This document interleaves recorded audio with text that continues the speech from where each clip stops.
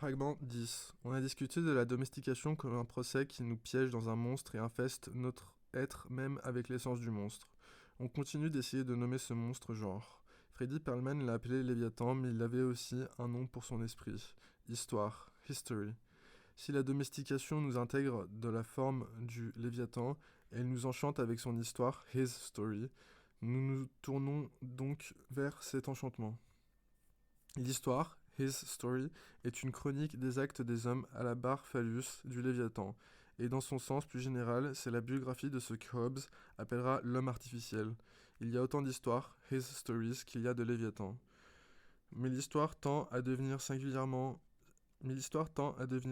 pour la même raison que Sumer et maintenant le croissant fertile deviennent singuliers. Le Léviathan est cannibale. Il mange ses contemporains aussi bien que ses prédécesseurs. Il aime la pluralité des Léviathans aussi peu qu'il aime la terre. Son ennemi est tout en dehors de lui-même. L'histoire est née avec Ur, avec le premier Léviathan. Avant ou hors du premier Léviathan, il n'y avait pas d'histoire. Les individus libres d'une communauté sans état n'avaient pas d'histoire, par définition. Et elle n'était pas entourée par l'immortelle carcasse qui est le sujet de l'histoire. Une telle communauté était une pluralité d'individus en réunion de liberté. Les individus avaient des biographies et il y avait celles qui étaient intéressantes, mais la communauté en tant que telle n'avait pas une biographie, une histoire. Néanmoins, le Léviathan a une biographie artificielle. Le roi est mort, longue vie au roi. Les générations meurent, mais Ur continue à vivre. Au sein du Léviathan, une biographie intéressante est un privilège conféré à peu de gens ou à seulement une personne. Le reste a des biographies insipides, aussi similaires les unes aux autres que les copies égyptiennes de ce qui fut des sublimes originaux. Ce qui est désormais intéressant est le récit du Léviathan, au moins pour ses scribes et ses historiens, his historians. Pour les autres, comme Macbeth le saura, le récit du Léviathan, tout comme celui de son dirigeant, est une légende racontée par un idiot, pleine de bruit et de fureur sans aucun sens. Le dirigeant est tué par un envahisseur ou un usurpateur et ses grands actes meurent avec lui. Le récit du ver immortel ne finit que lorsqu'il est avalé par un autre immortel. Le récit des avalements est le sujet de l'histoire mondiale, qui préfigure déjà par son nom unique Léviathan qui tiendrait toute la terre dans ses entrailles. Une amie, écrivant dans le journal nihiliste Attentat, indique que cela signifie que le Léviathan est constamment en décomposition et que ses biographes sont entraînés pour ne pas voir cette décomposition. À la place, les historiens et historiennes et les intellectuels fabriquent des récits pour expliquer le mouvement de la bête à travers le temps. Cela est souvent appelé histoire, mais aussi progrès, destinée, etc. L'écrivaine dans Attentat dit que cette assertion subtile dans la pensée de Freddy tranche avec n'importe quelle vue linéaire, progressive ou régressive de l'histoire, affirmant à la place que l'histoire est un procès d'augmentation de la complication, de la destruction, de la désagrégation des époques précédentes avec leurs attitudes, idées, pratiques, etc. Le phénomène propre de l'histoire en tant qu'histoire / his story, son unité possible comme récit son idée possible comme récit et idée est particulièrement soutenue par ce processus qui est lui-même une explosion fragile des fragments qui se brisent sans fin, qui se recombinent étrangement, qui donne à la plupart des observateurs un sentiment de retard. Dans le premier numéro de ce journal, nous explorions ce sentiment de retard comme le déplacement perpétuel d'une utopie future promise à nous par les 10 heures de vérité de l'analyse historique. Cela s'améliore seulement si l'on est assez patiente pour attendre. La plupart des récits de l'histoire La plupart des récits de l'histoire sont de simples variantes de cette impulsion à attendre. Les conditions matérielles, une ascension divine, le Messie, de nombreuses manières de décrire la totalité de ce qui nous attend à la fin de telle ou telle dialectique. Kamat appelait ce retard l'errance de l'humanité loin de sa trajectoire. Nous suivrons notre ami nihiliste en abandonnant cette compréhension du retard et en nous tournant plutôt vers la décomposition. Ce sentiment de retard ne peut être piégé dans quelque périodisation que ce soit, mais est plutôt descriptif de l'ensemble du temps consommé dans l'histoire.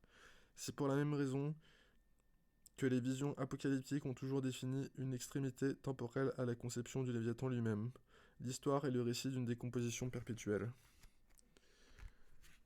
Attentat affirme qu'une telle conception de l'histoire signifierait une conscience du caractère unique des événements, mais sans les situer dans une logique temporelle, ordre, progrès, explication, justification. Nous interprétons cela comme une collection d'histoires qui donnent des pistes vers des dispositions de la bête, mais sans jamais en déterminer la totalité.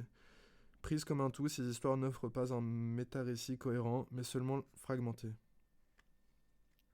Le côté négatif ou destructeur de l'histoire est pour certains et certaines d'entre nous tout ce que l'histoire a été ou a fait.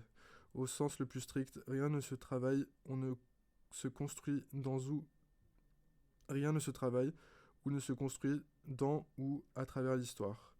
Les lieux, gens et événements du passé que nous aimons ou dont nous nous réclamons, que nous apprécions, que nous nous approprions doivent être réidentifiés de manière créative comme des courants non-historiques, extra-historiques ou anti-historiques.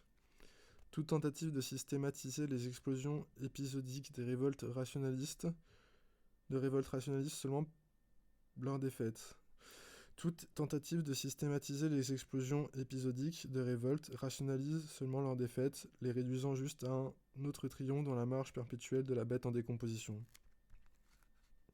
En somme, le point de vue qui dit que la décomposition est la logique de l'histoire élucide deux choses. Premièrement, que nous avons raison de refuser le progrès. Deuxièmement, que nous croyons pas en son opposé, une régression depuis un âge d'or. Comme je l'imagine, une caractéristique principale de ce qui est précédé, l'histoire, civilisation, etc., serait sa neutralité, son silence de pierre au niveau du méta-récit. Plutôt qu'en termes de progrès ou de régression, nous pourrions décrire la décomposition historique comme l'accélération de la complication des événements. Cette accélération est violente et dangereuse. Ici et là, un tourbillon peut se former dans lequel les choses peuvent ralentir ou se stabiliser temporairement sous la forme d'une amélioration. Ce que nous pouvons dire avec une part de certitude est qu'alors que le temps historique s'écoule, les choses deviennent plus compliquées, et ces complications distancent tellement leurs antécédents que la tentative de les expliquer rétroactivement devient encore plus confuse. Selon la situation, on peut avoir quelques prises sur le mouvement. Un angle, une perspective. Mais ce que Debord ne pouvait peut-être pas admettre, et ce que Perlman a peut-être compris, c'est que la décomposition a toujours été là dans notre explication, notre diagnostic, et les actions qu'ils sont censés justifier, et que l'histoire est le double mouvement de la décomposition. Alors que la civilisation se détricote, elle raconte ce détricotage. La chose morte, le Léviathan, la vie organisée se construit comme une armure en elle et autour d'elle, qui inclurait des machines et un certain raidissement des postures et des gestes, et simultanément de la pensée et de l'action dans les corps humains. Mais la chose morte reste morte, et elle se décompose, breaks down. Elle fonctionne en se décomposant. Elle crée des organisations encore plus complexes qui alors se décomposent. Si la question de l'histoire est toujours déjà la question du genre, alors cette perspective est cruciale pour notre enquête parce que la chose morte en question est le genre, la mise en ordre de la vie, le raidissement de nos gestes. Mais le genre n'a pas de vie en soi, il détruit tout ce qui vient avant lui, se décompose ensuite, pourrit, et ses parties en décomposition sont à nouveau réorganisées. Nous sommes coupés en deux. Le corps et l'âme sont récompensés en une unité genrée qui elle-même pourrit. Nous nous rebellons alors. Cette rébellion est identifiée et tranchée en deux une fois de plus. C'est cette interaction entre la décomposition et la recomposition qui nous intéresse. Qu'est-ce que cette recapture de la vie si ce n'est la domestication encore et toujours?